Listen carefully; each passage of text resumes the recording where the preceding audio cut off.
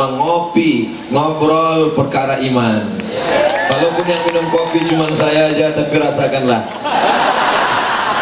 Kita semua sesungguhnya sedang merasakan bagaimana rasanya kopi, pahit. Pertama-tama kali merasakan kopi pahit, tapi lama-lama mulai kau rasakan manisnya, sampai akhirnya kau minum kopi tidak lagi pakai gula, betul? Orang masih minum kopi pakai gula. Apa prinsip hidup dia? Hidup sudah pahit, jangan minum kopi pahit.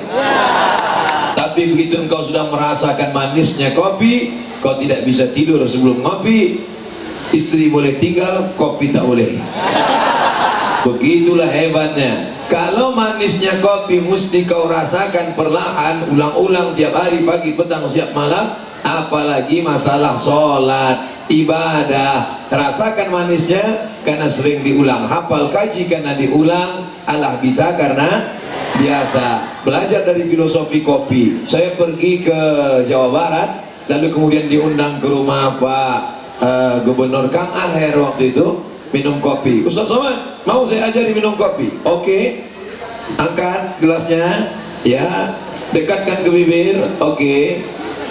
Minum sedikit, jangan banyak-banyak, ya. Rasakan manisnya, ya. Rasakan manisnya, ya. Rasakan manisnya, ya. Tahan, telan. Gimana Pak Ustaz? Manis, pahit.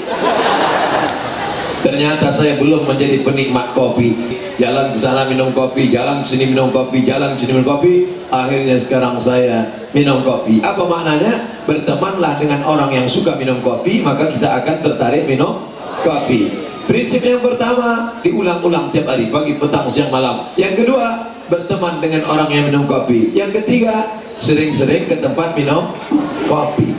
Ustaz, saya nggak nyambung. Memang orang kalau nggak minum kopi susah nyambung.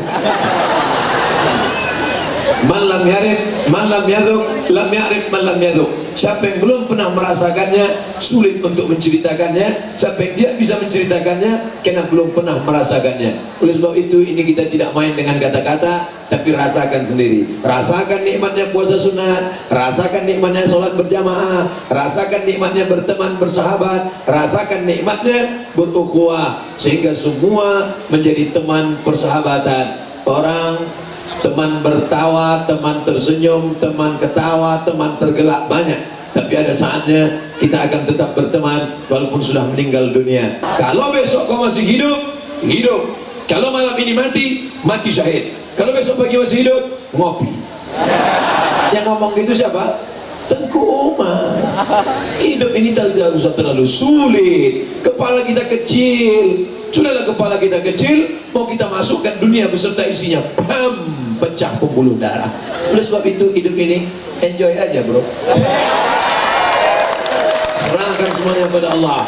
Inna salati wa nusuki wa mahyaya wa mamati lillah. Selesai masalah. Tapi jangan gara-gara ini hanya berpasrah saja. Saya tidak ingin besok anak-anak muda dibangunkan, gimana kerja, bisnis, udah kuserahkan sama Allah.